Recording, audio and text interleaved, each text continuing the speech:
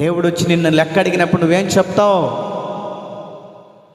దేవుడు నీకు ఇచ్చిన తలాంతులు నువ్వేం చేసావంటే భూమిలో పాతి పెట్టానని చెప్తావా?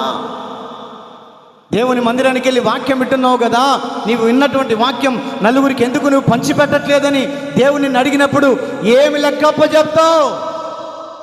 బైబిల్లో ఒక చోట రాయబడింది, ఒక్క యూదుని చెంగు పట్టుకొని 10 మంది మందిరానికి వచ్చారంట. కొట్టు చప్పట్లు గట్టిగా. హల్లెలూయా.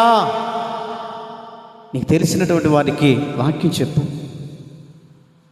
ఒక్కసారి మా మందిరానికి రామ్మా, మా సావుకుడు చెప్పిన వాక్యం విను, ఒక్కసారి వచ్చిపో, నీకు నచ్చకపోతే రామాకు అని చెప్పు. ఒక్కసారి మా మందిరంలో అడుగుపెట్టిపో, నీకు నచ్చకపోతే మరుసటి వారం నుంచి రామాకు అని చెప్పు.